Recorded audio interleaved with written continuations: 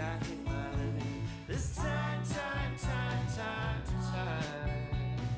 Think I've hit my limit. Think I've hit my limit this time. I've been trying to take it easy. Take it easy, but still take it. Make it better if I break it. Sometimes that gets hard. If I slip to older ways, the poorer plans of darker days, I need a shoulder or a friend. I hope I see you then. Tell me why you won't go. I've tried to let it show. I've been to the bottom and back so many times that I simply lost track. And I think I've hit my limit. Think I've hit my limit. This time. Well, I think I hit my limit. Think I hit my limit this time.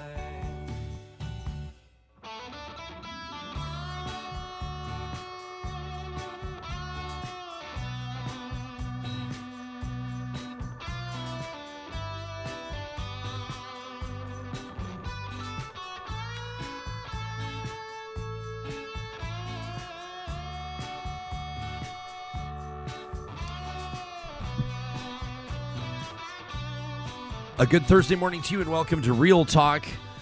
Ryan Jesperson here with you alongside the show's technical producer, Samuel G. Brooks. Good morning, everyone. How are you doing this morning? Good. There's a story. There's got to be a story to that tie. Can we take the Sam Cam? The story to this tie is I was at Simon's one day, and I liked it, so I bought it. Okay, that's a great That's story. about it. That's a great story. I would like to add on to the story of that tie and let people know, because I think that there's some insight here. You can glean some insight into somebody's personality, so the way that somebody's mind works, the things that make somebody tick. I looked over 15 minutes ago or so, and we're working away in silence. I'm doing my thing, Sam's doing his. And as he's focusing on something and reading something, he's tying his tie, just sitting in front of the computer, just tying the tie without a mirror, without the assistance of a reflection, I'm assuming. Is that a thing that you do, Sam, to sort of keep you sharp? I'm not bad at the to keep me sharp. I don't know. I don't just walk around with my eyes closed, seeing if I can tie ties. That's not a thing that I do. But kind it's of disappointed. Actually, I know. Like now, I feel like I need to get better at the blind tying because apparently that is a skill that is people respect it. Looking forward to conversations today on the show. Calgary's Mayor Naheed Nenshi and Karen Gosbee both are going to be joining us together. They've been working together on an important project. Karen's co-chair of what they're calling a community of connections. It's the city of Calgary's mental health and addiction community strategy and action plan. Karen's story of what got her to this point is a tragic one. Also a story of courage. I mean, an absolutely remarkable person, author of My Perfect Nightmare, My Glittering Marriage, and How It Almost Cost Me My Life. Karen's going to join us in just a few moments alongside His Worship Mayor Naheed Nenshi, and then coming up after 9 o'clock, this is a number of different Real Talkers, viewers, listeners had been in touch with the show. It was a popular request. It was a popular request. Michael E. Mann. Everybody wanted to get the Penn State climatologist on the show. He's got a book, The New Climate War, The Fight to Take Back Our Planet. And I printed off this one email from Greg, one of the Real Talkers here. Greg said, I highly recommend having Dr. Mann on your show. He's a pioneer in the scientific community and a significant contributor to our understanding of our planet's historical climate record. You may remember that hockey stick graph from 20 years ago or so, more than 20 years ago, in fact, I think. But it's been 20 years of adversity on one side. We'll let Dr. Mann tell his story, but he's been persona non grata with the fossil fuel industry, and he certainly had his fair share of tangos in and outside courtrooms. His take on what meaningful action on climate change looks like is a little bit different than some, because he'll say, and I'm curious to see how he'll put it to us, Real Talkers. And of course, we'll establish the context of where we're talking to him from, where he's talking to us from, what big industry looks like here, how revenue is gleaned here, what a changing economy looks like. Maybe our conversation yesterday with David Knight-Legg, CEO of Invest Alberta. You remember Mr. Knight-Legg, and he's not alone in this, certainly, cynical about what commitments to the Paris Accord, for example, signify.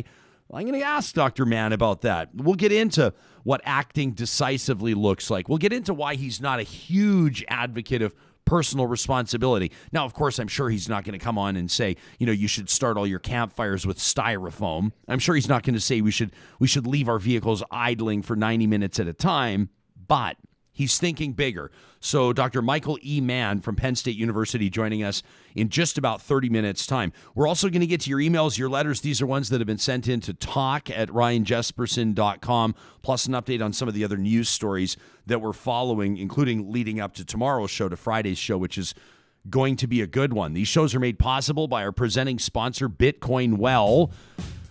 Right now at Bitcoin Well, they've got a couple of different angles. Obviously, big one for you might be your personal wealth, your personal savings plan, your personal portfolio. How are you approaching crypto? But what about your business? Might it make sense for your business to pursue more of what they call financial sovereignty? This is a conversation that the team at Bitcoin Well is having with more and more Canadian business leaders. And they wanted us to remind you here this morning on Real Talk that they're available anytime to take your questions, to help you plan a strategy, and to make buying or selling Bitcoin safer and easier than anywhere else. You can find the team at Bitcoin Well via the sponsors tab right at the top at ryanjesperson.com. Real Talk starts right now. Here's Ryan Jesperson.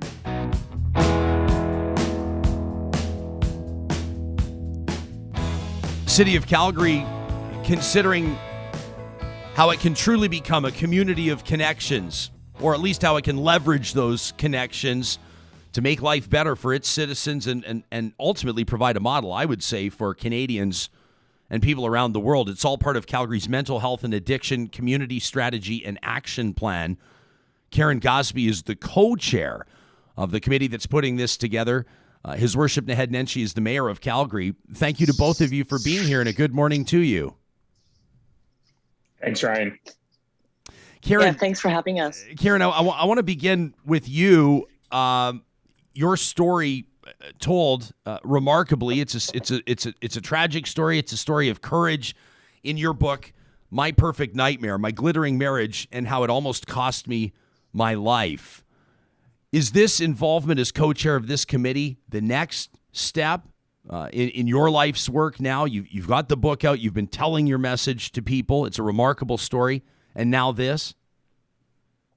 Yeah, absolutely. In many ways, that book is just a testament of my past life. And when I came forward, I shared my story so people could identify with what I went through, and they could find the help they needed earlier on than I did.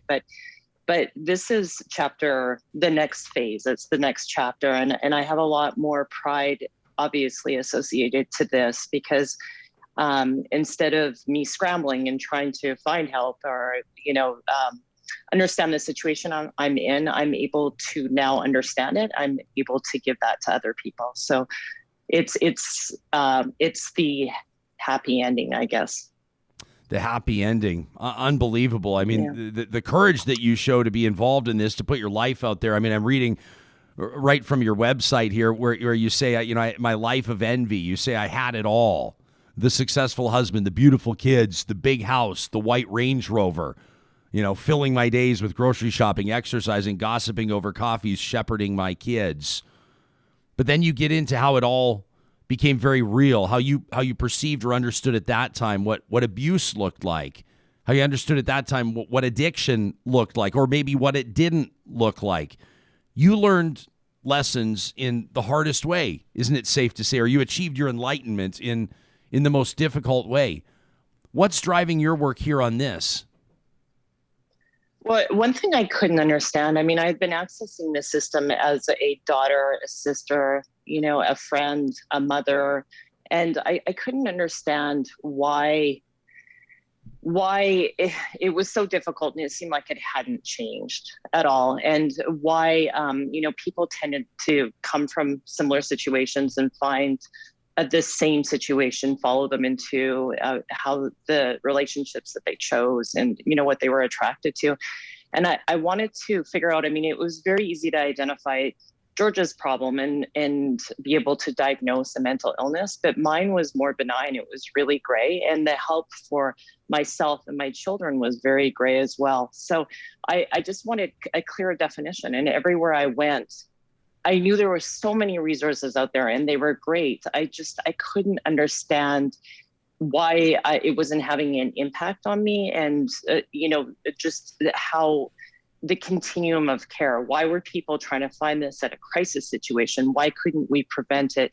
Why wasn't there a lack of education, a lack of awareness? And to me, it just seemed like I was always struggling, and that just if we started talking about this and we weren't hiding these situations that really seemed very normal to most people, then we could understand it and organize and coordinate what's out there to be better and benefit everybody. Mayor, why is it sorry, Karen, go ahead.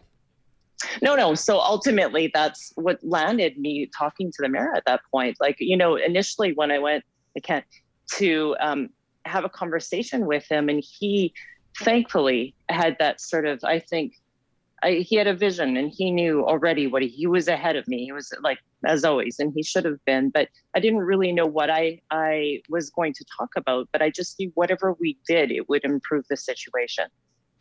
Mayor, how did you, as Karen just describes, being ahead of it or having had it on your mind already, maybe sort of generally mapping something out, why was this a priority for you specifically? How did you get to this point? Well, I don't know that I was ahead of it, but certainly this is an issue that has been much on my mind for a number of reasons. We can talk about the big statistics. 1 in 4 of us will struggle with mental illness at some point in our lifetime. That means every single one of us has a significant case of mental illness in our own family. 4 out of 4 of us will have struggles with our own mental health at some point in our lives, every single one of us. But we never talk about it. And we, as a community, don't see that as the health crisis that it truly is, because mental health is health. All of that said, though, the statistics are one thing, but what really matters is people's individual experiences. And of course, we're having a significant problem at one end of the spectrum with addiction and overdose. We're losing almost a person a day in Calgary to the scourge of opioid overdose. That's, multiple times what we lose to car collisions every year. And how much time do we spend talking about vehicle safety? But then there was also personal experience for me, which is, like so many of us, I had someone close to me struggling with mental health and addiction. And I decided, well, I got to help. And then I realized I had no idea how to help. And over the course of weeks and months and emergency room visits, I didn't know what to do. And through all of that, I was thinking to myself, I'm the mayor. I know everybody. I can make any phone call. One of my best friends is a psychiatrist. I can call her at 3 a.m. And yet I can't get this person the help they need. And in the end, we were able to get him the help that he needed through strictly a personal connection. Because I'm the mayor, I know everybody. I happened to call somebody who runs a treatment facility and said, what do I do? And he said, I'm going to pick him up right now. And we were able to get him the help he needed. He's doing great now. But that experience really left me with thinking, if the mayor can't figure out what to do, and I'm pretty good on Google, then how in the world is someone who's really struggling, who doesn't have that kind of support, able to make a difference? And as I thought about it, I realized that the scourge of mental health challenges was hitting every community hard. And we really didn't know what to do. And so at that point, I kind of did a bold thing, having met Karen and many others, and went to council and just asked them for $25 million for I didn't know what. I just knew that we had to do something. And council went for it. And essentially I said to the group at the time, listen, our goal here is to create the Calgary model, Canada's first community-based action plan on mental health and addiction. And I want other cities around the world to say, we're going to follow the Calgary model. The only problem is I have no idea what the Calgary model is. So our job is to actually create it. And the only thing I know is that it has to take a systems-wide view, and it has to put the citizen we're trying to help at the center.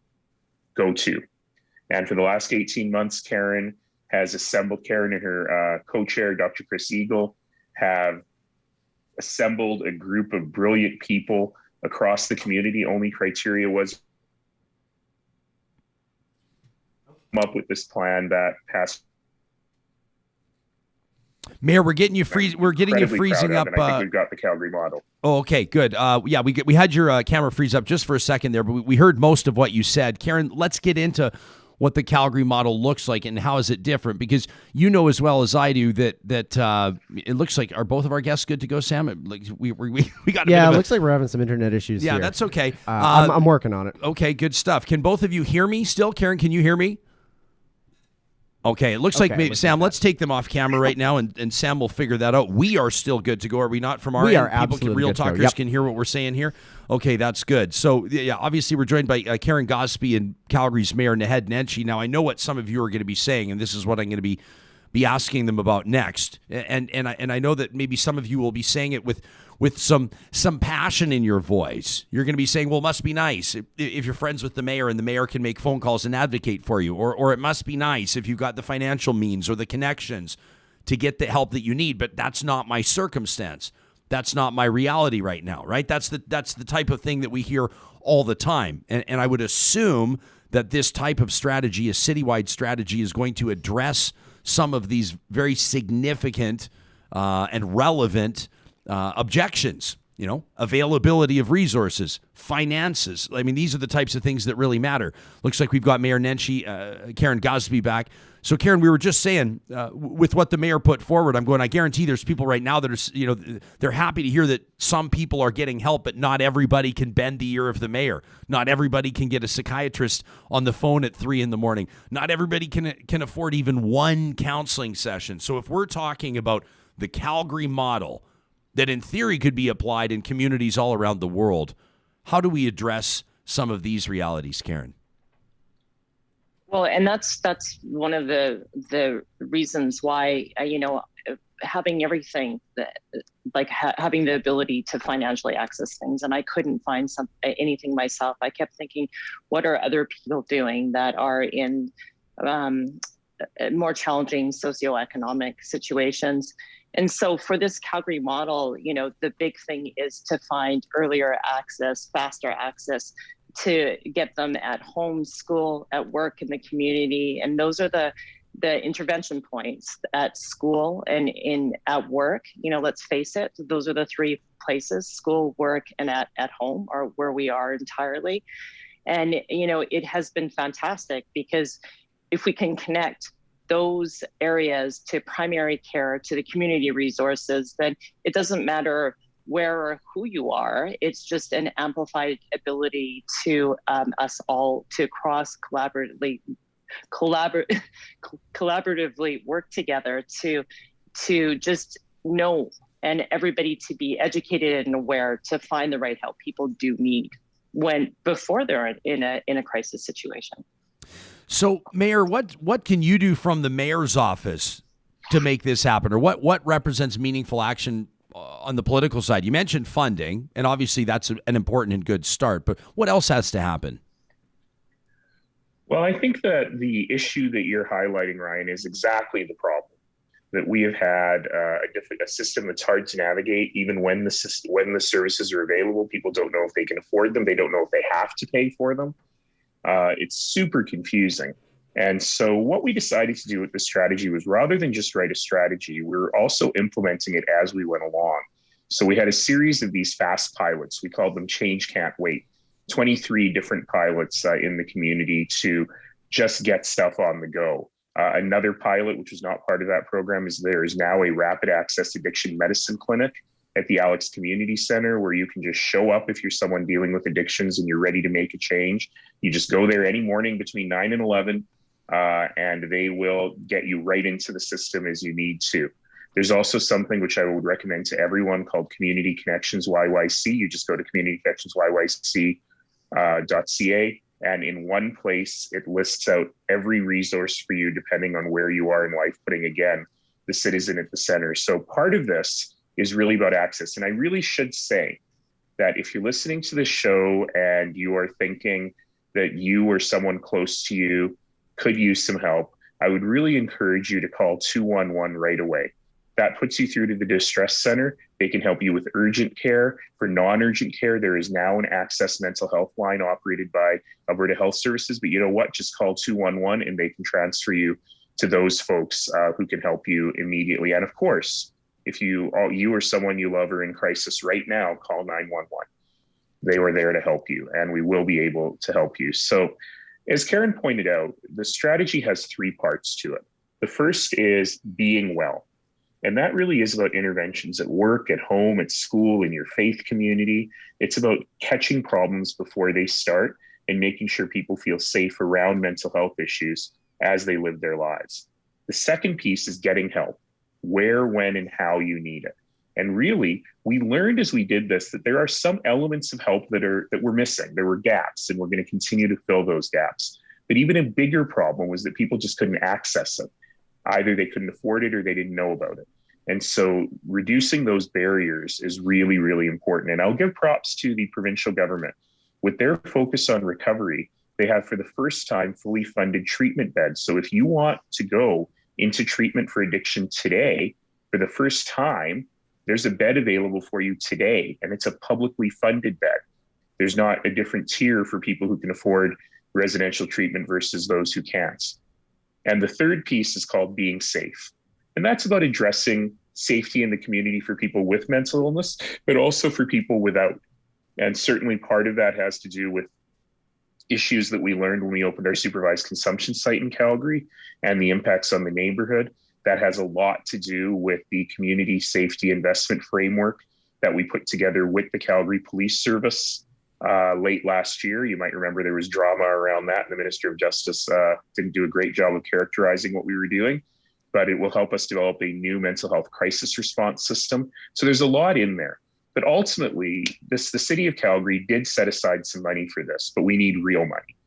And that really does have to come through the healthcare system and the policing system.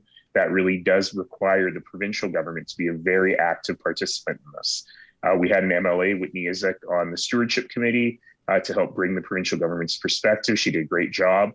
And I know that the Associate Minister of Mental Health and Addiction is very, very invested in this work. But now we're going to have to see that happen at the policy level across the provincial government. I'm seeing, remarkable commentary from our audience members that are watching us now live on YouTube. And I know that this will resonate with more people that hear this later on the podcast. Emma says, I've struggled with postpartum depression. She says, I've been on medication for years now, and I'm the best mom I can be because of it. There's no shame. Get the help you need. An interesting point from Angela, who wonders, do we have access? I've never heard this phrase before. I kind of can't believe it. Now that I read it, Angela says, do we have access to mental health first aid? Or what about training people to intervene on things like overdoses? Karen, are these the types of things that have been debated around the table as part of the consults and putting this action plan together? Oh, absolutely. And, the mayor was talking about the Change Can't Wait. We had an ambassador program, and that was such a great, the Change Can't Wait, because we took $1 million and leveraged it to 1.275 million. And we had funders and foundations all sitting at the table, focused on just the idea of doing, being well, staying safe, finding help. And one of the things that received money from the Change Can't Wait was an ambassador program to train the security officers downtown that, are frequenting going around the building and walking in the plus 15s to be able to administer, if there is overdose, or just be able to be pure and talk to people when they were walking aimlessly, and be able to direct them because they are educated to know how to better manage, the people that were sort of wandering around at that time. And, before it was kind of seen as an inconvenience, and now, there's partnerships, and it's building awareness and building community. Mayor, I've got a great comment here from Brenna, and I think of some of the demonstrations. I was just down in your city this past weekend. It's my hometown, as you know, down in Calgary, and while walking downtown, I did come across some protests with some interesting signage. I know that there have been some issues in past, and people are talking more about flare-ups of white supremacy. We're seeing evidence of racist or racism-fueled violence, in particular against Asian Canadians and Asian Americans. Brenna says, I'm thinking about how upstream interventions can really make a difference with stuff like this, including anti-racism, anti-discrimination, policies that would qualify as pro-LGBTQ policies, or maybe policies aiming toward equality. Societies need to advocate for policies that destigmatize. How does that fit in or walk in line with what we're talking about here, Mayor Nenshi? That's it. That's a deeply insightful comment. And it's one of the reasons why the work we're doing has those three pieces, because that first piece about being well is really about addressing the root causes of a lot of these issues. Some of that has to do with brain psychology. Some of that has to do with broader issues, or brain science, I should say. Some of it has to do with broader issues around the community. So all of this stuff really, really matters. And it's about being a holistic in our thinking in how we can work through all of this. And I really appreciate the fact that your listeners have brought up issues like postpartum depression. As a man, I am forever on about postpartum depression because it's something that women experience and men don't know a thing about. Every time I've got a friend who's a new dad, I always tell him, it's almost universal, right? That a woman who has a child can go through this, and we never talk about it, and we don't know how to support it, which brings us to the issue of mental health first aid. So if you're listening to the show and you want to help, mental health first aid is a great idea, because the idea is, just like many of us are certified in CPR or in first aid, we took that course with Annie the dummy, learning how to do CPR. There are also courses available for all of us to learn how to do mental health first aid. Those of us who work on the front lines, but those of us who just want to be helpful in the community. And that's something that I encourage people to seek out. There's a wonderful certification run by the Palix Foundation here in Calgary, which helps you learn about brain science. It's called the Brain Story, which a number of people I know have gone through to help you learn about how you can be helpful in the community. And again, I'll say, I think I gave you the wrong website earlier. CommunityConnectYYC.ca is your one-stop shop for all of this work, or you can always call 211. Mayor, there is some discussion on our live chat right now, and I would imagine, Karen, I'll be curious for your insight too on this, and I'll ask you about this in just a moment. People talking about the role that law enforcement plays in responding to calls that would involve both mental health and addiction. You know where the question's going here. The conversation around defunding the police or reallocating police resources. How does that fit into Calgary's action plan? Well, in Calgary last November, we actually did just that. And the thing that's really interesting about what happened in Calgary is it's the only place I know in North America so far where the police have actively been part of the solution. I hate that term defund the police because it doesn't mean anything, but reallocating to a better call response system and a better mental health response system is really part of the work that is already underway. We call it the Community Safety Investment Framework. But what's interesting about the experiment that we're doing here in Calgary is we have everybody at the table. We've got the police, we've got members of BIPOC communities, we've got activists, and we have the city kind of all around the same table trying to craft what a new system looks like. Now, this could fail spectacularly. People could, flip the table and run off because you got people around the table who don't particularly trust one another, and there's some history there. But ultimately, I think it's the right way to move forward. And certainly that third part of our strategy is all about that and figuring out how to do this correctly. The good news is here in Calgary, we've had good systems in place. We have a program called, I hate the name, the DOPE team, the Downtown Outreach Addictions Project. So when people are in mental health distress, street involved people are in mental health distress, most Calgarians know you don't call 911, you call the DOPE team. Or if you call 911, they might send the DOPE team. Who are, folks in hoodies in a van who can actually talk to you and get you the help you need before the police come. There are programs where social workers will accompany the police to calls. And this is exactly the kind of system we want to build out. So I've always said that I want it to happen that when you call 911, instead of getting police, fire, or ambulance, you get police, fire, ambulance, or mental health. And that really is our goal, to fix that first response system as well. Karen, so if someone's watching this from Vancouver or Montreal or Louisiana, and they say, I mean, this is remarkable, this is exactly the type of conversations I want to see in my community, you know, what can we apply from this Calgary plan to wherever we live? What would be some of the key points that you would say that mental health or addiction service advocates, or just movers and shakers, people within their own circle of friends that want to do what they can to strengthen people, to uplift people, to prevent tragedy, where would they start based on this action plan? Well, I guess where they would start is by having the discussion of being able to have a continuum of care, and any age, any stage that people can access care. And, you know, we've just talked about the justice reinvestment. We've got some great programs that we've been studying. And that was one of the things that I, you know, for myself, when I was in my own situation and I had to call law enforcement to come to the house, it struck me as it was an intervention. It was a point of contact where I could have been directed to a lot of help. My children could, and George as well. And it seemed to kind of just fall through the cracks. And, you know, since then there has been procedures put into place. But I think that us all working together and moving this forward by just talking more about mental health and being more open about it, because, you know, the reality is it's in everybody's home. There shouldn't be shame and stigma. And the more conversation we can have about this, the more it can drive, you know, the resources and the sense of community, and, you know, the shared experiences, so we can all inform and help people get the help they need before it's a crisis situation. Yeah, I wanted to ask you about stigma. I mean, your whole story, your book is an exercise. I mean, do you see it as that, as an exercise in destigmatization?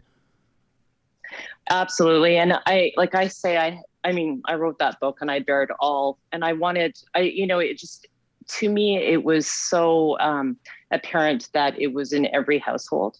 And I don't think people really recognized it. And I think if people could just not have so much shame, and, you know, what this shroud of secrecy is what really keeps us sick.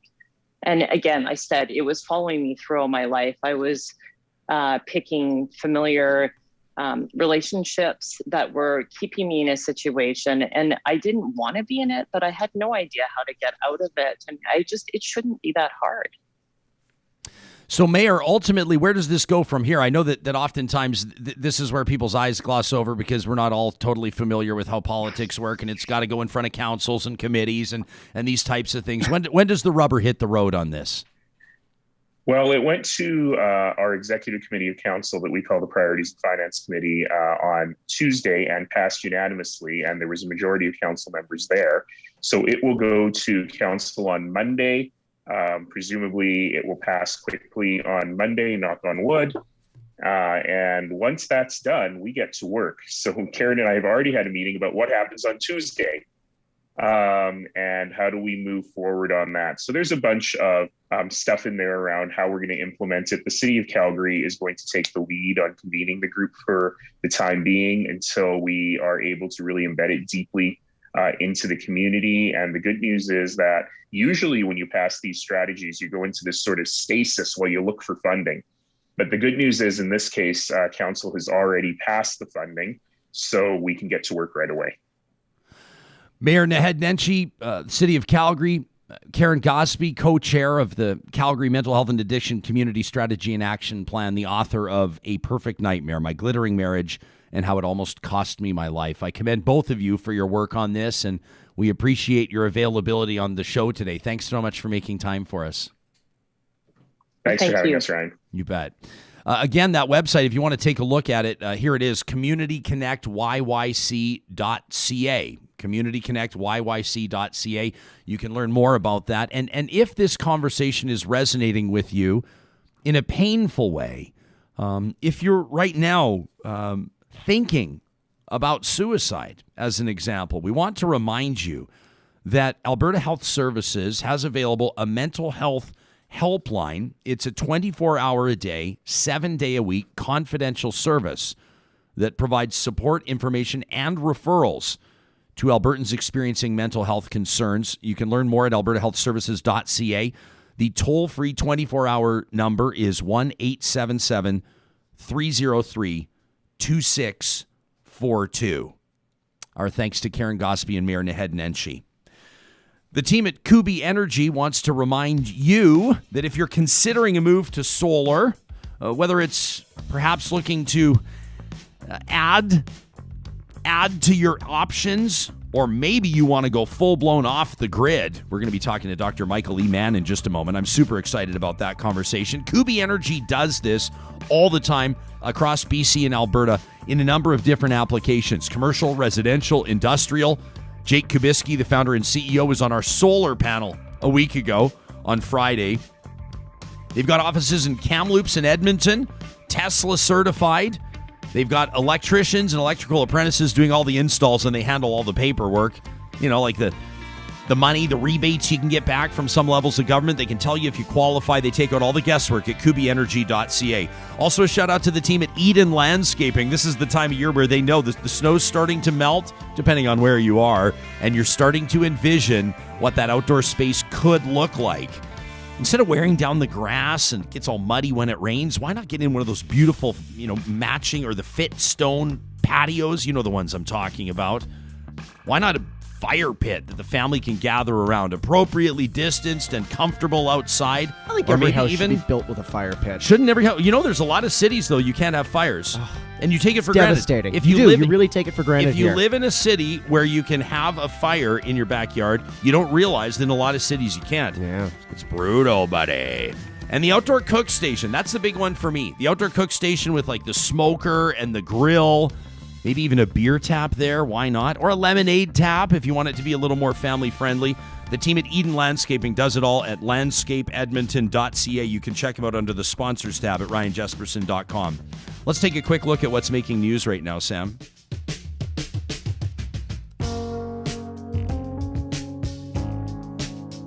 Well, this is a story that I know is some of you are perturbed over this, as the Crown has agreed to withdraw a public health charge in the case of the Grace Life Church pastor James Coates.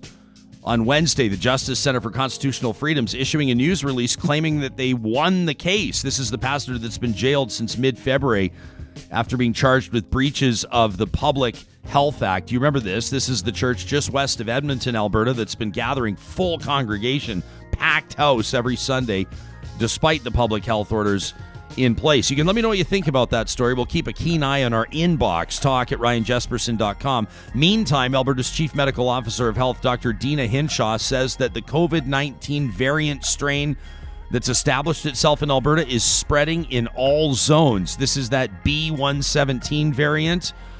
Dr. Hinshaw saying Albertans need to continue following health restrictions. They say that of the 4,900 or so active cases of COVID-19 in Alberta, 535 of them are linked to that B117 strain first identified in the UK.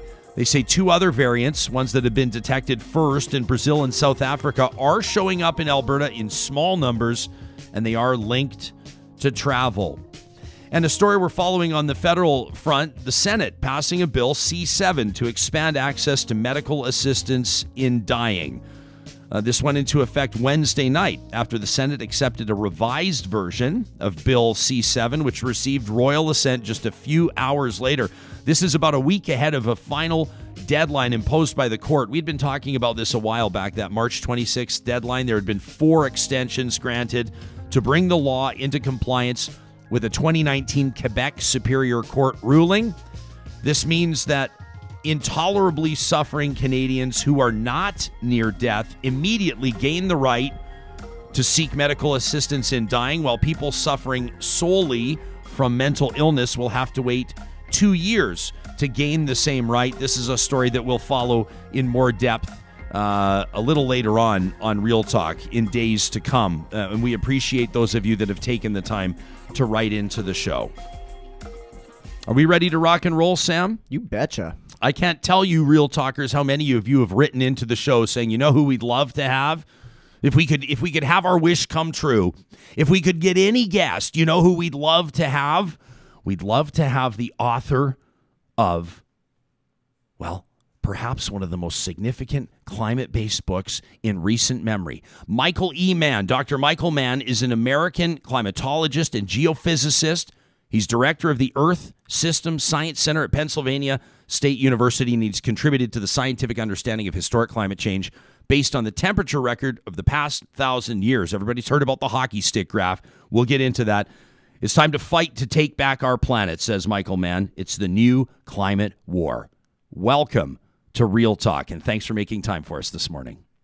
Well, thank you, Ryan. It's great to be with you. And I have to say, I'm a little bit embarrassed after that introduction. So you're too kind, but I've been looking forward to this conversation as well. Well, I'm serious. I mean, these emails have been popping up all over the place for us, and it says something, Professor, because you know all about where we're coming to you from. You know all about the province of Alberta. You know that pipelines are important. You know that this is home of the oil sands that have fueled Canada's economic engine for many years.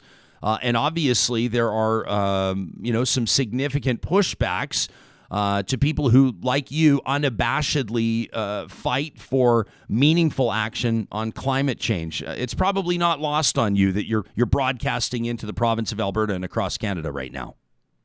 Yeah, Alberta really is on the front lines of the climate wars, as it were, in several senses, right? As you alluded to, there is this tradition of fossil fuel extraction, and the tar sands, the Alberta tar sands, of course, are a major potential source of very carbon-intensive petroleum. And so while it might be good for for fossil fuel interests and those who profit from them, it would be very bad for the environment. So it's on the front lines of sort of the climate policy battle, but it's also on the front lines of the impacts of climate change. And I don't have to remind your viewers and listeners of the 2016 Alberta wildfires, these massive, the Fort McMurray wildfires, the most damaging and I would call it natural disaster, but it's not a natural disaster. It's an unnatural disaster, the most costly unnatural disaster that Canada has experienced. And we know that climate change played a role in exacerbating that tragic extreme weather event. When we have conversations about climate change, it's interesting because you've got people, there seems to be a sliding scale of how seriously people will take it. I mean, there are folks on the one side that believe it's all a hoax, that would scoff at the idea that humans could impact the planet in such a way to exacerbate the impact of wildfires or floods or mudslides or what have you. And then on the flip side, you've got folks, on the completely other side of the spectrum that are doing everything they can, from getting rid of their vehicles to getting off the grid to swearing off meat. They're taking every possible step that they can possibly take. They fight for government. They show up at the rallies, bless their hearts. They want to do absolutely everything they can. And then probably in the middle, there's probably, to pick a number out of thin air, let's say 85% of people that go, I don't want to be a jerk about it. I don't want to actively try to destroy the planet, but I'm also not looking for major interruptions in my life. And I'm pretty sure that, throwing this piece of plastic into the landfill is not going to kill planet Earth. So how do we begin to communicate with people recognizing the variance in attitudes and approaches here? Yeah, absolutely. So, there is this fringe, and it's a small percentage of the public. I don't know what the exact polling is in Canada, but in the United States, there is an organization that's been polling on sort of public sentiment on climate change regularly over the past several years. And according to them, the dismissives, these are the folks who are out there denying climate change, picking fights with people online, on social media. They're really emphatic in their denial of climate change. And they come at it really more from an ideological or political vantage point, they're in the single digits. It's a very small percentage of the public, but we feel like they have a much greater presence because there is this megaphone in the conservative media that sort of promotes this fringe movement. And if you poll people and ask them what percent of the public is in that category, it turns out they'll tell you, nearly a third of the population. And so there's this artificial inflation of climate change denialism in our discourse. But I have to say that, the old climate war was the assault on the basic scientific evidence of climate change. And that's basically over because people know something's happening. Aside from that very small fringe, people understand that climate change is real, it's a problem. And the new climate war is the effort by some of these same vested interests, fossil fuel interests, those promoting their agenda, to sort of lead us astray. They're not going to deny that climate change is happening because it's not credible anymore, but they want to divide us, get us arguing over individual lifestyle choices, whether you're a vegan, whether you use air travel.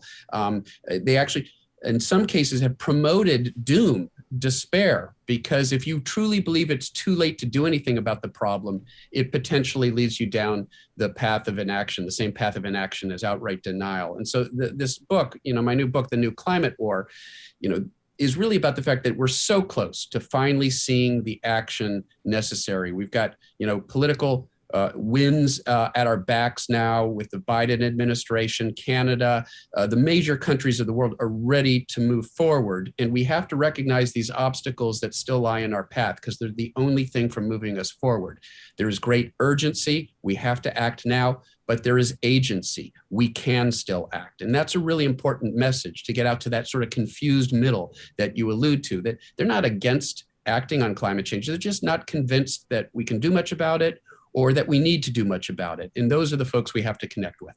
I certainly can't speak for Canadians, but to speak as a Canadian, two of the moves that we really noticed on January 20th when Joe Biden was inaugurated, number one, rejoining the Paris Accord, and number two, killing the Keystone XL pipeline, which was obviously huge in the province of Alberta. Right. You talk to Albertans generally speaking, or you may talk to Canadians on the energy file. Obviously, depends on where they are. That'll shape their opinion probably on things like pipelines. But there are compelling arguments. There's still a global demand for oil. Pipelines are widely recognized. Maybe you'll dispute this. I invite you to. Widely recognized as the safest way to transport, bitumen as an example, as opposed to trucks or trains. Everybody saw what happened in Lac-Mégantic in Quebec with oil by rail. They'll say that, the world is not ready to wean itself off fossil fuels, and it makes absolutely no sense to kill industry in a jurisdiction like Alberta, most especially when the economy is hurting so acutely. What would you say to these people? Yeah, these are legitimate concerns. I live in a state, Pennsylvania, that has a very rich fossil fuel legacy. Coal, helped build this state. It's where we discovered oil in the United States, was in the state of Pennsylvania. Now natural gas has become a large part of the economy. So we have to make sure that, the individuals, workers, people who work in the fossil fuel industry, that there's a transition. We provide them resources because we have to move on. The age of fossil fuels is coming to an end. Something better has come along. It's renewable energy. And if you look at the Keystone XL pipeline, for example, it turns out there may be 100 to 200 permanent jobs. And there are thousands and thousands of jobs in installation of new renewable energy infrastructure, wind, solar. So there are far more jobs that are potentially available in renewable energy than there are in the largely automated fossil fuel industry at this point. But there's no question, we have to make sure that the folks who work in those industries, those families, that we help them, that we don't leave them behind. There is a transition. We need to undergo that transition, but we have to make sure that people don't get left behind. And one of the things I like about the Biden plan, it really tries to make sure of that by providing resources to those communities, helping them transition so that, they don't feel the brunt of this necessary shift. I mean, they're victims, really. They're not our enemies. Now, there are some bad actors at the very top in the fossil fuel industry who have fought to oppose any climate action, who have funded climate change denialism. Those are the villains, but the individuals who work in those industries, they're our friends, they're our neighbors. We have to help them out.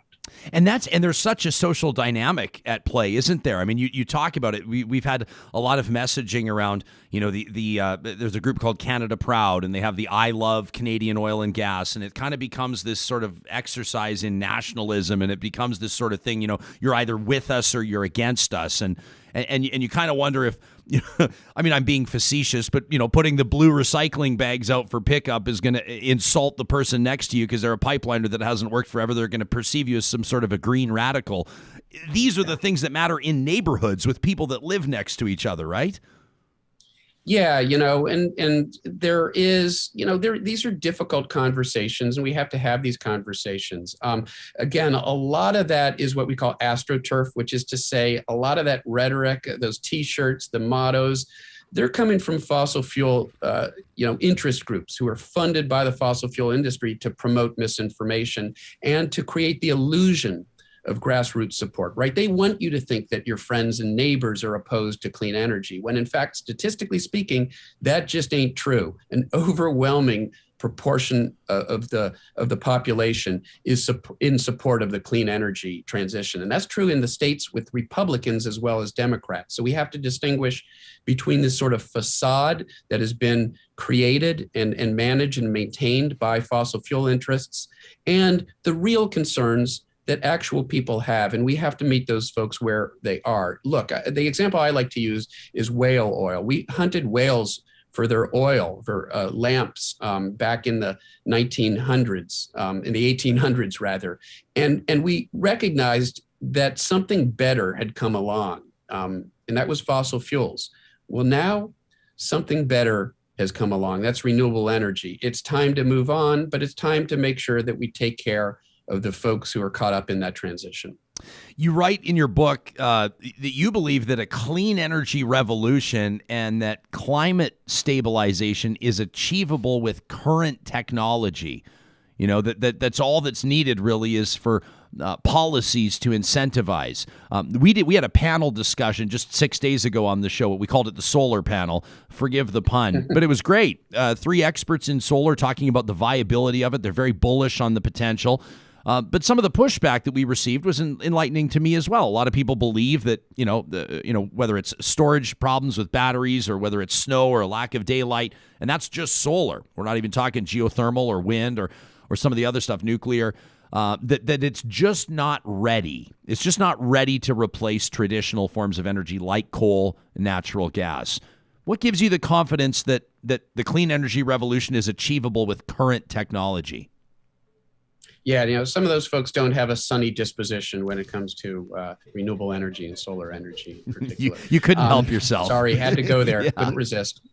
There is a lot of, we talk about the misinformation. The new climate war is, look, we can't deny climate change is happening, but we can try to undermine, for example, public faith in the solution, which is renewable energy. And so you have bad actors, fossil fuel interests, the front groups that they promote, their talking heads who advocate for them.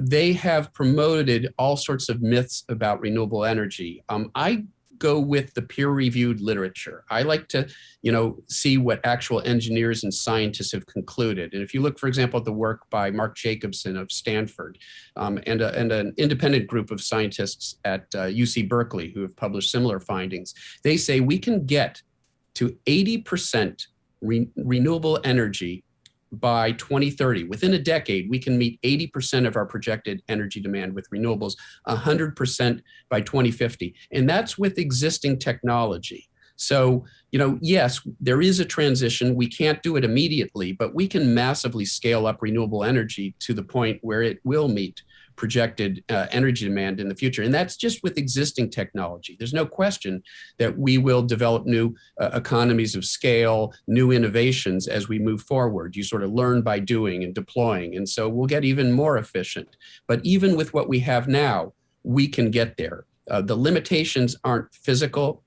They are political. They're a matter of willpower, our willingness to scale up that technology, and our willingness to level the playing field so that renewables can compete fairly with fossil fuels. Right now, we provide subsidies for fossil fuels. It's an unlevel market in favor of the source of energy that's polluting our environment. We need to level that playing field, and we do that through carbon pricing, which Canada is implementing now. We do that through subsidies for renewable energy. Lots of ways to do that. Let's get going. This is a win-win. We can move towards a more sustainable existence on this planet and provide jobs for people at the same time. I've got a great comment here from, this is one of my favorite handles, our audience member, Some Random Guy, says, there are also those of us out there that acknowledge that we're doing massive damage, but we have no choice because our systems prevent us from acting in more meaningful ways on an individual basis. What would you say to him? Yeah, thanks. It was a Some random guy. Thanks, Yeah, random that's right. guy.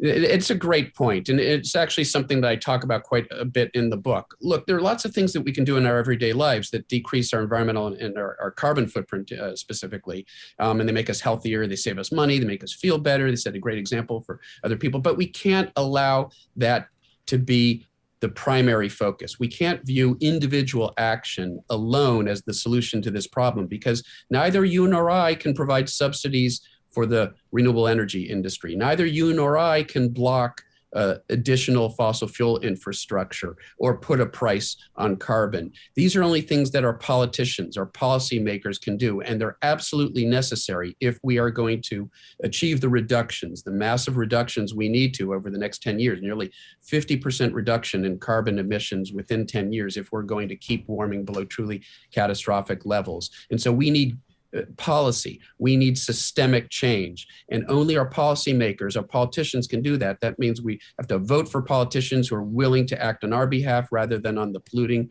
the part of polluting interests. We have to use our voice in every way possible to hold our policymakers accountable so that they will make the decisions that help us speed up this transition that's already underway. It's happening. It's just not quite happening fast enough. That's why we need policies to accelerate it. Dr. Mann, I could talk to you for an hour about my home province of Alberta, which I love very much. Let me be very clear. Beautiful country. It is. It's a beautiful part of the country. But there are things that are happening here that are very exciting. Advancements in AI. There's a lot of brilliant tech researchers and entrepreneurs here, and there's a lot of brilliant people that are working in oil and gas as well, and they've done great work. There are some embarrassing things too. The government's spending $3.5 million on a witch hunt. They believe that there's a global campaign to landlock Alberta oil. They think that George Soros and the Rockefellers and everybody else are conspiring against Fort McMurray, Alberta, and they're spending millions to prove it. There's $30 million a year going to a war room, which is picking fights with like the streaming giant Netflix about the Bigfoot family cartoon, and they're embarrassing all of us along the way. Now, that doesn't mean that there aren't very real problems. The provincial government here in Alberta is also fighting Ottawa on the carbon tax, and that's a promise that the Conservative Premier Jason Kenney has made. You're advocating carbon pricing here. I would say that not everybody, even those that are environmentally aware and proactive, not everybody believes that carbon pricing is the way to go. What are the Coles notes that give you the belief that it is a move in the right direction? Yeah, so it's important to realize it's not a silver bullet. It's just one of the tools in the toolbox. And I really feel we have to use all of the tools right now to address this problem. So you have, so-called supply or demand side measures, pricing carbon, providing subsidies for renewable energy that helps level that playing field. But you can also attack this problem from the supply side. And that means not funding additional infrastructure, new fossil fuel infrastructure. We've got to use all the tools in the toolbox, as I said. And carbon pricing, if done right, is actually progressive. The way it was done in Australia before the Conservative government that came in got rid of it, the way it has been implemented in Canada has been progressive. Frontline communities, low-income families and earners have actually gained because the revenue has been returned preferentially to lower income folks. And so this can be done in a way that is just, that doesn't put undue burden on those with the least resources, and does help level that playing field. And there are lots of ways to level the playing field. Carbon pricing is one of them. And I think it's great that Canada has implemented it. I think you will see something similar by the US. And by the way, before I know we're just about done here, I would be remiss if not to provide a shout out for an event that I'll be doing next Wednesday virtually in Alberta at the University of Lethbridge, co-sponsored by the Calgary Climate Hub, where we will be getting into all this stuff in greater detail. Lethbridge is an interesting. I probably don't have to tell you this, but Lethbridge is a wind tunnel. I mean, if you travel through that Crow's Nest Pass area and if you move, east west across the southern part of the province, the resources there on the wind standpoint, and you see evidence of it. There are some wind farms there. I think there's a. Yeah. I mean, I'm a civilian and a civilian only, but it appears to me to be a ton of potential there. Yeah, absolutely. And so, like I said before, Alberta is on the front lines of sort of the climate policy battle. It's on the front lines of experiencing the impacts of climate change, for example, with the devastating 2016 wildfires. And it is on the front lines of having the solutions available, and wind and solar. We can do it. It's just a matter of us getting to work. Doctor, you talk about the new climate war, which indicates that there have been other climate wars, and certainly, I mean, we just played a video that people can see on your Twitter account, and I mean, evidence. People can Google ClimateGate. People can see some of how you've been sued, how you have sued, how you've been accused of high-profile politicians and industry leaders of cooking data, of misrepresenting data. I mean, you've been through a lot of it. You've been in the crosshairs of the fossil fuel industry for probably 20 years, or maybe more, you might say. What are the next 20 years? Longer. I don't know. I bet it does. You ask any prize fighter that's taken punches for 20 years, they'll tell you it feels like a lifetime. But you've got a president here who campaigned on taking action. He's in the autumn of his political career, so you expect that he's going to do something meaningful. When the United States talks, the world listens. What do the next 20 years look like? Yeah, I mean, I'm very optimistic for all those reasons. And yeah, the old climate war was this assault on the basic scientific evidence and an assault on the scientists like myself who had provided that evidence. And, people understand that climate change is happening now. And so that war has basically ended. The forces of inaction who are trying to slow down that clean energy transition, they know they can't deny climate change is happening. So they've turned to these other tactics that we've talked about to try to slow down this necessary transition off fossil fuels. But I am optimistic. There is urgency, as I said before. We can see the devastating impacts of climate change playing out in real time now, and that's absolutely been the case in Alberta. But we also have agency. We can act in time to avert ever worse climate change impacts, and we're seeing some real progress. And with the U.S. now back in a leadership position, helping lead the global effort to act on climate, I think we're going to see a lot more pressure on some of the other intransigent actors like Australia under the Scott Morrison government that has backed off on their commitments. I think we're going to see renewed pressure on everyone else now that the United States, the world's greatest polluter, we have contributed more cumulative carbon pollution to the atmosphere than any other nation. And that means we have a moral obligation to lead on this issue. And under Biden, we're now doing that again. And I think that's going to help pave the way for meaningful action over the next couple of years globally. Doctor, one last question for you. I have to ask you this. I spoke yesterday with a man by the name of David Knight-Legg. He was formerly Premier Jason Kenney's principal secretary. He's now the CEO of an entity called Invest Alberta. And so they're sort of taking the ESG file and they're doing what they can to draw international investment to Alberta. All of this to say, the Paris Climate Accord came up and he kind of scoffed at it. And he scoffed at the president signing back on and indicated that he doesn't believe that. And again, maybe I'm not being fair to David Knight-Legg and sort of taking everything he said and boiling it down to one question for you, but he's cynical about the impact of it, sees it largely as a performative exercise.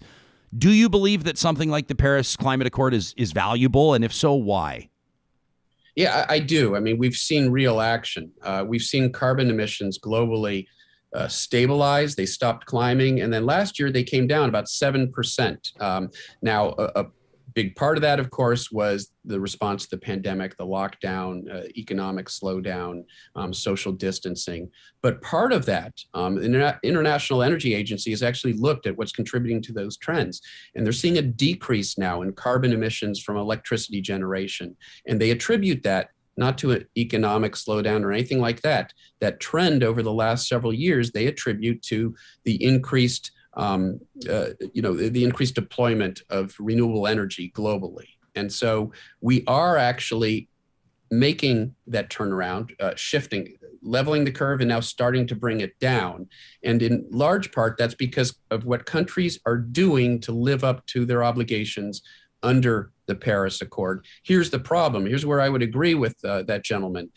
Paris alone isn't enough. It doesn't actually limit warming below dangerous levels without a substantial ratcheting up of the current commitments. So the current commitments that countries have made under Paris, they get us about halfway to the reductions we need. We've got to go beyond that. And that means when we meet later this year in Glasgow for the next conference of the parties, COP16, we're going to need to see a ratcheting up of those commitments from the various countries. And I think with the United States now helping lead the way, along with Canada and other major emitters, I think we finally arrived at our moment, the moment where we really do see the pivot, where we will look back and we'll say to our children that we recognized the problem and acted before it's too late. I think that will be our legacy. Dr. Michael E. Mann, author of The New Climate War, The Fight to Take Back Our Planet, a climatologist, geophysicist, director of the Earth Systems Science Center at Pennsylvania State University. You can catch Dr. Mann, as mentioned, at A Climate of Change at the Climate Symposium 2021. You can find that information on Facebook. We encourage you to check it out. Hey, in closing, do you get to take credit that 2007 Nobel Prize? Do you get to you were a part of that? Are you a Nobel Prize winner by definition? No, the wording that the IPCC has asked the authors to use is we contributed to the award of the Nobel Peace Prize, because it was actually the IPCC as an entity that received it. I didn't get any gold, but I did get a certificate from the IPCC that says that I contributed to that effort. And of course, this is a group effort, right? It's no one scientist. It's the collective efforts of scientists around the world that have provided us the insights that we now, need to make use of when it comes to acting on this crisis. Okay, so in so many ways, as Wayne Gretzky contributed to the Stanley Cups won by the Edmonton Oilers, you contributed to a Nobel Prize. Dr. Mann, thank you for this. And I would point out that I did it in part through my hockey stick, right? Hey, yeah, there you go. Hey, do you have 30 seconds? Can we talk about this? We have it handy. This is 23 years old now, I think, isn't it? It is. It's more than 2 decades old. This is what put you on the map right here. It is. And, and in Canadians, I think, have a special appreciation for hockey and hockey sticks. And so I think that analogy works well. It plays well in Canada. But unfortunately, it describes the shape of the temperature curve. And we've got to stop that blade of the curve from getting longer. That's what it's all about. Good stuff. Dr. Mann, really appreciate your time. Thank you. Thank you. It was a pleasure. You bet. That's Dr. Michael E. Mann. You can check out his book, just recently released, The New Climate War, The Fight to Take Back Our Planet. We're going to get back to what you have to say on this. A ton of comments on our live chat, and I'd love to read those. Plus, we've got some emails to talk at ryanjesperson.com. We're going to make some time for it today.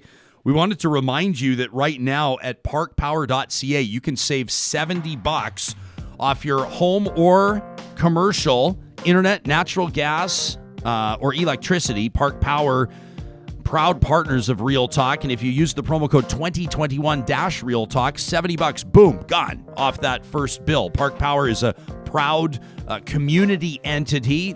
To them, it means they give back with their profits, 10% of them, to the nonprofits, their friends and neighbors, the people that are making an impact in the communities where they live and work. We're proud to partner with Park Power, who powers our Real Talk RJ hashtag. The team at Clean Air Club wants you to save money and breathe easy. When's the last time you changed your furnace filter? It takes literally 30 seconds, but some of us leave it for months and months, and the longer we leave it, the gnarlier it gets. It's so ignorable. It's so ignorable. You know what I like about Clean Air Club? They make you change it. And by that, I mean when you have a service that drops furnace filters on your porch, what excuse do you have left? What excuse do you have left? What excuse do you have left, people? Like Sam said, they drop them right off at your door. Oftentimes, Real Talkers are reporting to us that they're getting their furnace filters the next day after they sign up at cleanairclub.ca. They also throw in a little gift for you. It's their way of supporting local, proud supporters of Real Talk. The team at Alta Moving and Storage knows that spring may mean a move for you, just like last spring was supposed to, and the spring before that, and the spring before that, but it's stressful, right? So you've not done it. You've delayed. There's that place you want to go. You know it's time to downsize. Maybe you're ready to upsize, but moving. Ugh. They've got these pod-style moving containers.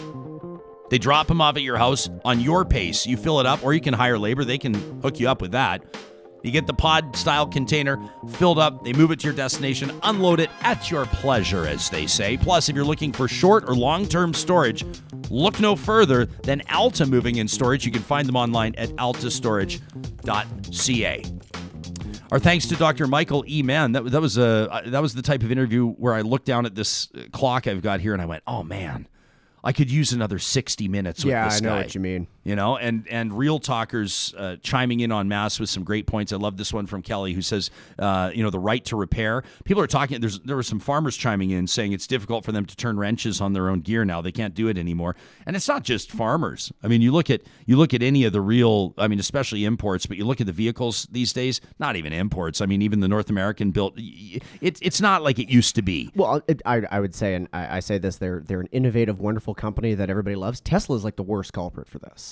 Like, you can't have your vehicle fixed by anybody but Tesla. Yeah, well, it's like Apple. And they do everything they can to lock other mechanics out of it. Yeah, well, which is a smart business move for Tesla. It's a very smart business move, but it's terrible for consumers. Yeah, and I thought you were going to talk about people wrenching on themselves. I'm thinking, I don't care how smart you are. I don't think you should be turning wrenches on a Tesla. You know what's interesting? A shadow industry that reuses old Tesla parts has sort of developed because it's completely underground. Like, Tesla doesn't sanction this, but you're seeing people now that will, they'll say like, oh, these batteries have some life left in them, and they build battery arrays in their house to get juiced by solar panels. Like, it's this weird sort of shadow side industry that's developed around broken Teslas.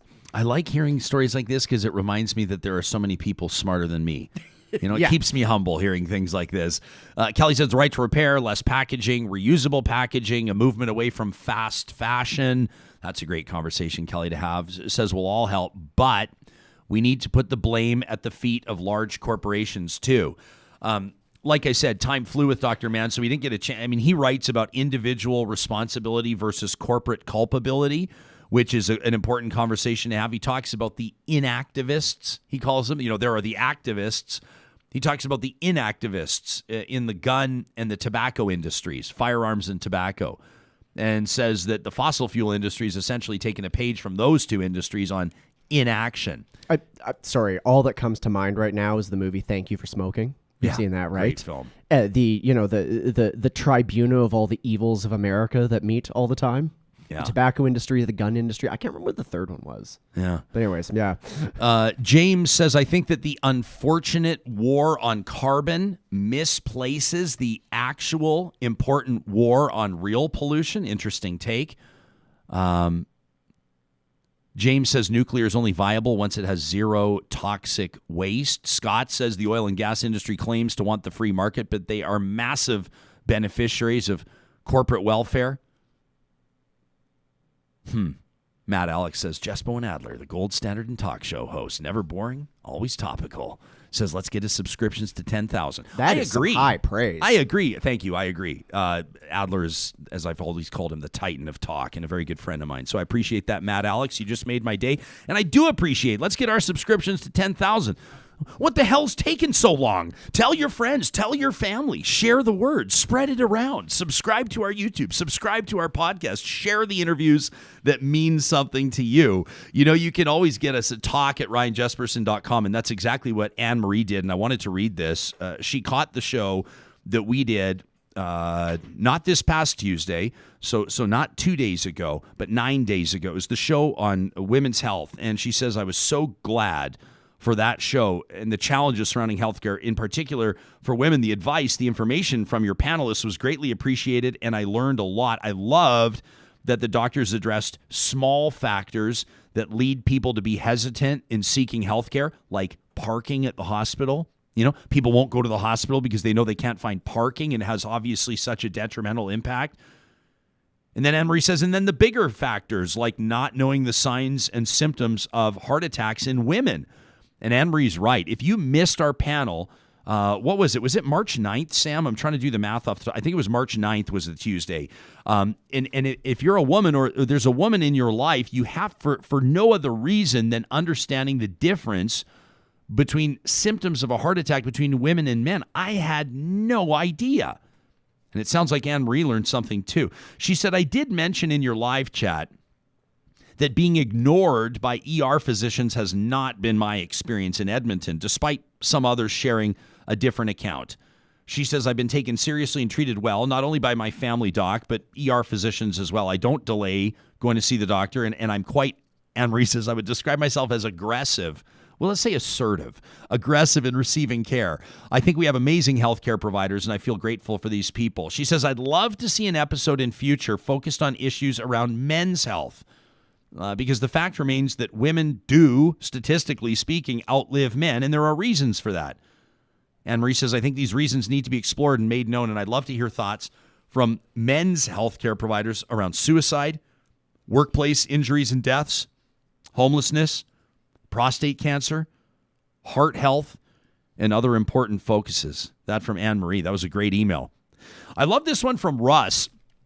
It's not lost on Sam and I because we saw this. We touched on it yesterday with our Real Talk RJ hashtag that sometimes it'll be about what's going on the show today, and sometimes it'll be about episodes that are from ages ago, or at least it feels that way. It's the beauty of being on the internet. There is a permanent archive of Real Talk from day one. Yeah. So people find the show, and then they go, wait a second, they've got like 75 shows under their belt, and people are going back and listening to them, and that includes Russ, who just tuned in to the shows from early February.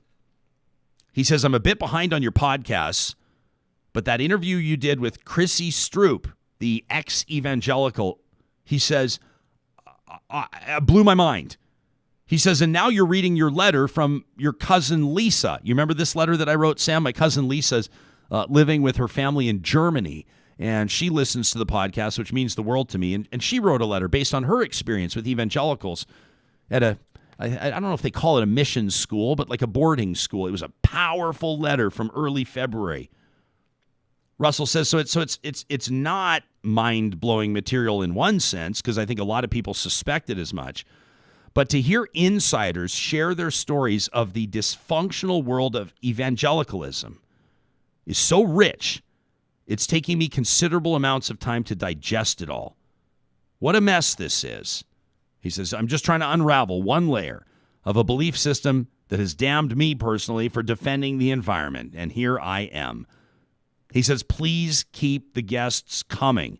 We tune in for fantastic speakers. I hope you'll be excited about Michael E. Mann today and Karen Gosbee. Oh, my gosh, Karen's story. Oh, yeah, and Mayor Naheed Nenshi says, your guests actually talk. It's actually real. Real words, real talk, concepts, stories, science, logic, reason. And he says, and you do cover the spectrum. Even your interview with Danielle Smith. Russ says, in between listening to the podcast, I'm searching Twitter for your guests to make sure I can follow up with them. He says, I could ramble and rant forever, but I won't. Your show's right on the money. Thanks for getting this stuff out there. That from Russ. I love it, Russ. That's fantastic. I want to get to more of these emails on things like treatment, resistance, depression. And I want to get to an email. Somebody wrote in to say, I'm so glad you got fired. And I took it like a bit of a punch to the face until I realized it was a big compliment. Maybe we'll read that too.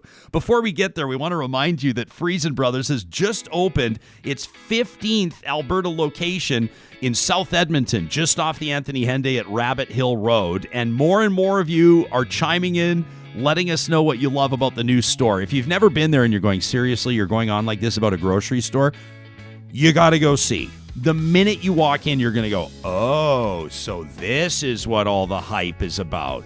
Maybe it's the Smash Burger station that'll catch your eye with real Alberta beef. Maybe it's the fresh sandwich shop with the sourdough bread baked in-house from their sourdough starter Charlie, who was born in 2015, we learned from their baking team. It might be the world-famous cinnamon buns. It might be the Alberta honey display.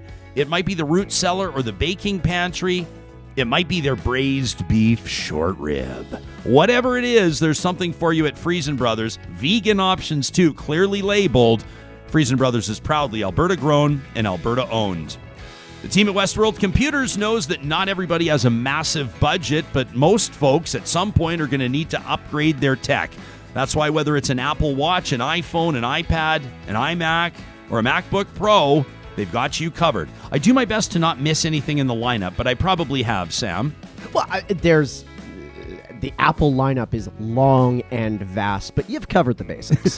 We've got the basics. We've got the basics. We've got the basics, and whatever we've missed, they've got there. They also have the 100 adapters you're going to need for your stuff. Yeah, very well said. And don't we know it? Oh, yes. This entire studio is powered by Westworld Computers, and we're grateful for the work that Daryl and his team have done. Whether it's new or gently pre-owned, you can find it all for a price that works for you at Westworld Computers. If getting into the trailer hauling game is your deal, I talked to a buddy yesterday. He's so excited about the new fifth wheel they've bought. He's going to try to pull it with an SUV. No bueno. Whoa, Bad idea. How do you pull a fifth wheel with an SUV? Well, he's going to try. Well, not a fifth wheel per se. It's a 30-foot trailer. Yeah. And he's under the belief that he can fit it just under the weight limit. And we're trying to teach him what like hauling wet means. And we're trying to teach him that things like, I don't know, bikes, fishing tackle, food, beer, it all weighs something. And your SUV is not the rig to pull that trailer. St. Albert and Sherwood Dodge has the best selection of half-ton, three-quarter-ton, one-ton, and heavier haulers. The Dodge Ram lineup well represented at St. Albert and Sherwood Dodge. Man, we get a ton of emails, and we wanted to get to as many as we can. Let me get to this one because this was kind of funny. I like when we leave space for emails. Yeah, well, because we don't do it enough. I know. And so you and I said yesterday, we said after Michael Mann, there's going to be a lot to talk about. Plus, we got all these emails, so we're going to let the show breathe a little bit. I got this email from Colette, and it was kind of funny. Shane says, everybody, did you see that? Ryan looked right at me. Shane, are you trying to pull a 30-foot trailer with an SUV? Don't do it. It's not a good idea. Although, you know, someone's got like the SUV with like 700 horsepower, and they're going to call in and say, we're just fine. We got the rear diff and the brakes to handle it. Colette writes into the show, and I get this subject line. It says, so glad you got fired. And I went, oh, man, another one of these. And because I'm a glutton for punishment, I opened it and I read it. And then I realized right away that Colette is an absolute gem. And she said, I've been meaning to write this for a while now, ever since, to my amazed delight, I first caught the Real Talk podcast. What finally prompted me to actually write was when your theme song by Ayla Brooke and the Soundmen, released by Fallen Tree Records, reached the recesses of my brain. And I realized that what you and Sam have been doing every day has been, indeed, lifting me up. She says, you see, I live in ground zero of UCP land. I live in Jason Nixon's riding around Rocky Mountain House. And I've despaired at finding more than a handful of like-minded people here in Alberta. People that take real issue with this government. And people that wonder what could have possibly happened to this beautiful province. What a gift Real Talk has been in these tough times, says Colette. Not only do I feel I've found an entire community of kindred spirits with your listeners and your Real Talk supporters, but you've also expanded my horizons into countless topics and people through your guests. I've become far less angry and far more hopeful and compassionate. Sam's giving me a little music bed, we'll call it. Says, I become more hopeful and compassionate by association with Real Talkers. That's a compliment to every single one of you. Colette says, thanks for the amazing job, and thank you to Real Talkers for your mutual support, kindness, and hopeful vision. She says, and I'm glad you got fired because I was wary of Alberta Talk Radio, and I probably would have never heard of you if your supporters hadn't raised such a big stink over your dismissal. That from Colette. Well, you should be wary of Alberta Talk Radio, Colette, and I'm very grateful to have you tuning in. Beautifully done. Beautifully written. Thank you so much. This one's a tough read. And this is from V, we're going to call her, because she's asked not to be identified. V says, and this ties into our conversation earlier this morning with Karen Gosbee and with Mayor Naheed Nenshi about Calgary's plan on addiction and mental health supports that they believe will be able to be applied to communities across Canada and around the world.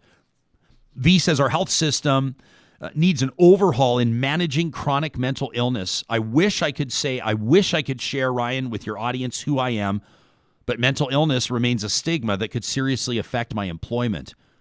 I have what's called treatment-resistant depression. I was diagnosed with depression more than 20 years ago, and I've tried at least 4 different antidepressant meds. I've been in outpatient treatment. I've been in a crisis ward for a few days, and I talked to a half a dozen different therapists over the past few years, all while living in Calgary. So my experience is very Alberta-centric. If you've never had to try multiple antidepressants to find one that works, let me tell you, it sucks.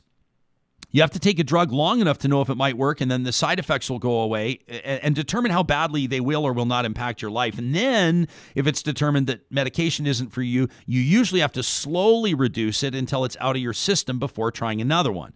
And each time you try this, it equals months of your life. And at the end, all you've done is eliminate another option. As I said, I did 4 in a row until I didn't know which symptoms were depression and which were side effects. The last one gave me brain zaps as I tried to get off it. I mean, imagine being randomly struck by electric shocks to your brain and your nerves throughout the day. For my in and out of hospital treatment, every time I left with no concrete plan, just a handful of brochures of what I needed to do next to access help. Now imagine being responsible to seek further help, to call a number, to share your desire to kill yourself again with a stranger, to try to see if there's a match for you. There are limited sessions, while finding getting out of bed and taking a shower one of the hardest things you can do. I've maintained full-time employment through most of my depression, working, ironically, in health and safety for oil and gas. The average person I meet has no idea that I'm living with chronic depression. I usually, or likely, take more sick days than the average employee, but I'm smart, and I work fast, and I'm generous in helping others. I'm usually considered the funny one in any setting I'm in. Most wouldn't believe I had my husband drive me to work that day because I was afraid that if I walked, I might step in front of traffic. The option of suicide, once it's with you, is just a weighted bag that you have to carry around. Stop thinking about ending your life is like saying, don't think about a white bear. Once it's on the list of treatment options, you can't remove it. At least I haven't been able to. So almost every day I remind myself of other options that I need to try first. I remind myself why I shouldn't do it today. If I don't integrate it into my thought process, I'm scared it will sneak up behind me and get me. Like ignoring a malignant tumor growing in your body. Best to keep an eye on it and measure its growth. If it's bigger today, what can I do to make it smaller tomorrow? Nobody seems to be able to cut it out. We love a success story. Nobody wants to hear about stage 4. Most friends last 6 months once you start talking about it. That's the threshold for somebody hopeless, I've found. They get worn out after you don't get better. Go for walks. Take vitamin D, take vitamin B, help others. You'll feel better about yourself. I do all these things, says V. Don't just complain about a problem, come up with a solution. Well, people with chronic depression should be assigned a personal health assistant. Somebody to schedule doctor's appointments and keep track of meds and other things, arrange transportation. Expecting someone with a mental illness to access available help is like telling someone on crutches to just climb Mount Everest. Keep going. You can do it. The dreaded hang in there. I've literally had somebody text me the picture of the cat hanging on the clothesline. There needs to be walk-in therapy. If you can't see your regular therapist so you can get to a walk-in to assist in a mini crisis, there needs to be better access to counseling and medication management. I would love it, Ryan, if you could talk to someone on the show about treatment-resistant depression. We need to stop talking about suicide as if it was the fault of a weak person. That person may have been carrying a heavier and heavier bag until it was too much. We need support. in carrying our bags. That from V. To me, that is such a reminder of, first of all, the power of this community, that someone feels free to share, feels supported enough to share. And it also reminds us that people are carrying heavy bags, Sam, every single morning when they join us here on the show. I hope that V's listening to me reading this letter, because the live chat right now is very encouraging. People are sharing their own struggles. People are making suggestions. Two Beaver says, it sounds to me like this person's been digging around in my head. Kim says the letter's heartbreaking. Alana says, this email's hitting me hard. I know this path. This is heartbreaking. What tremendous strength in sharing this email. This is really beautiful. Wigwith says those two emails back to back were great. These are the types of messages to the show that fuel our editorial process, that put things on our radar, that prompt us to reach out to professionals and deliver back to you. You know, this is your show. We talk about the Real Talk community. That's not some sort of marketing ploy. That's not some sort of phrase that somebody whipped up for us to get more subscriptions on the podcast. It's because we feel that way, Sam. Quite frankly, it wasn't even something that came from us. That came organically. Yeah. The community just developed as soon as we launched the show. Yeah. So we're so grateful. Joe says I should have Blake Lotes on the show. Blake's an incredible advocate for people that are walking and living with mental health challenges, and I'm a huge fan of hers. So that's certainly, I'd love to have Blake on the show. Absolutely. Tawny's listening, says that for me puts everything in perspective. Mark says depression's a tough one. Taking action that creates hope helps. Rhiannon says the email hit me hard. There needs to be immediate support. Thank you for sharing. Whew. I appreciate that, everybody. And yeah. How you doing, Sam? I'm doing okay. I'm kind of digesting that email, digesting our show here. It's been a show where we started on a mental health track, and then we went on to a climate policy track, and now we're back to some emails on a mental health track. It's a little heavy to take in, but we never want. It's important, and we take this stuff on. And we don't want. I mean, we're gonna have heavy conversations. Absolutely. And that's the type of thing. We don't want some sort of a pithy, shallow end, lame, program that nobody wants you to listen to that you show. tune into and you tune into because it's easy, and you tune into it because you're never challenged. You know, that's not the idea here. The idea, and I mean, some of you are writing in right now to say, I mean, this from Shalane. Wow, the mental health segments that Real Talk has presented have been like free therapy for me and my friends and family. That's music to our ears, and we'll continue to bring you that, and we'll continue to maintain those commitments. We'll continue to have conversations that we know are important, and we have the confidence that they're important because you're telling us exactly that. We're grateful for the support of our partners, including the teams at Dairy Queens of Northwest Edmonton and Sherwood Park. They wanted us to remind you that they've got that loaded steakhouse burger as their national promotion for the month of March. And when I say loaded steakhouse burger, something happens to Sam Brooks' posture. You actually perk up when I said loaded steakhouse burger. That's true. It's like Pavlov's whistle that I have in my. I have Pavlov's, or was it a bell? It was a bell. Yeah, it was a bell. Pavlov's dog had a bell. It was a bell. Yeah. I'm doing a really good job of of hitting the pop culture or the literary or the whatever references at about 65%. Famous scientific experiments. 70% accuracy. 65, 70%. The other day it was Lindo who wrote in to tell me that my Peter denying Christ cock crowing story was way off on the details too, but we got the general gist of it. The loaded steakhouse burger. This is the first time that Peter denying Christ has been part of a Dairy Queen ad. I guarantee it. They've also got a great 2 for $5 treat night after 8 p.m. every weeknight at the Dairy Queens of Northwest Edmonton and Sherwood Park. It means for $5. $5, you can treat yourself, mix and match any 2 medium dipped cones or sundaes. Today, would you be a dipped cone or a sundae guy? Anything changed today? I still want this dipped sundae to happen. Oh, somebody needs to make me a dipped. You know what I was saying? Okay, we were talking about You're that delivery guy. dipped cones. You're the other that day. guy. Yeah.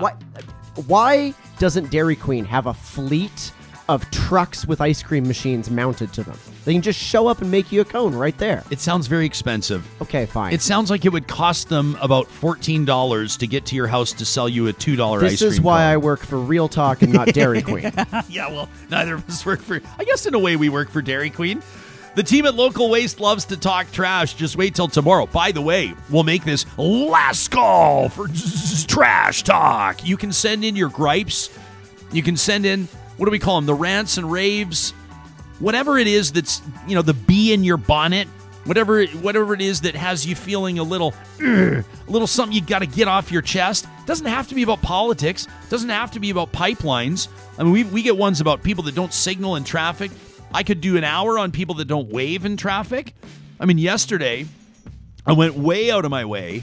I'm kidding. I went way out of my way to let somebody in traffic. I had to ease off the accelerator. I had to let them in front of me, which meant I got to my destination later, right? I could have been there half a second earlier, but I didn't care because I'm a nice guy. No wave. No wave. There's just more proof that everybody needs to embrace the zipper merge, but I'm just going to put that right there. No, but this is the zipper merge is a strategy. The wave is like a societal pillar. That is very true. There's a real difference here. And once we've lost waving in traffic, what's next?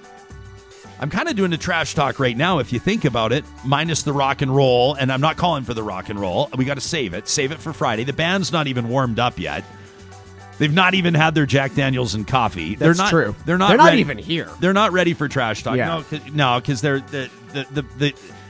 part of the what's the music equivalent of ACTRA? Oh, like the union for Anyway, I wish I knew. I don't know. Doesn't matter. We are still doing the local waste spot, which is now into its third or fourth minute.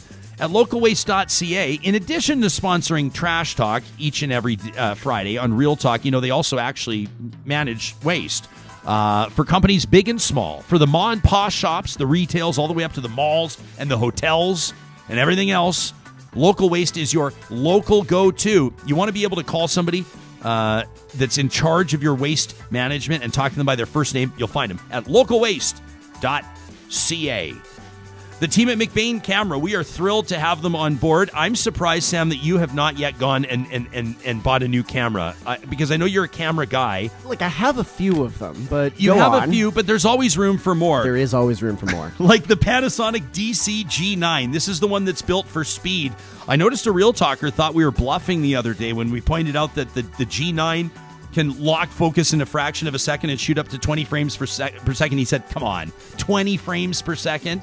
It's doable, which is amazing if your kids are playing sports or you want to make sure that you get that perfect shot of you've been training your dog to run and then catch the ball in midair and you want to have that photo of your border collie, jaws open, snapping that, because you've got your neighbor, they're always posting photos of the dachshund and you're so sick of the photos of the dachshund because your border collie deserves way more praise. The Panasonic Lumix G9 camera is the camera for you. Plus, it's got that 5-axis image stabilization that helps you make sure your photos are tack sharp. Now, when you go to McBainCamera.com right now, into the promo code REALTALK, one word, at checkout, they're going to give you a free spare battery with your order, which is why I'm surprised Sam hasn't done it, because Sam's all about the spare batteries.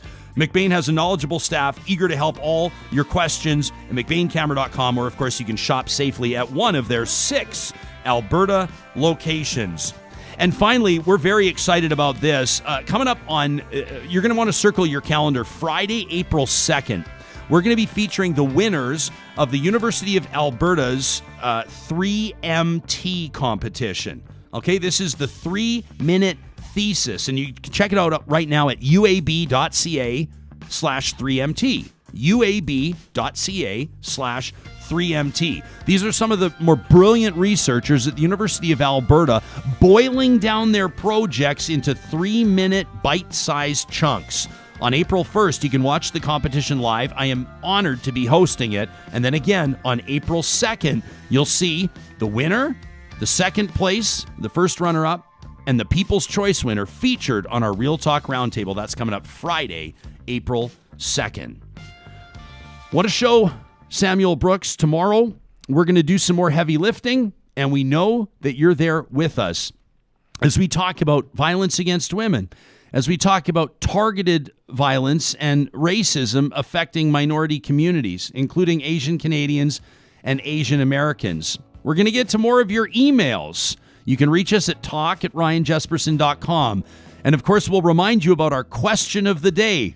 We'd love to hear what you think at ryanjesperson.com. We'll talk to you tomorrow.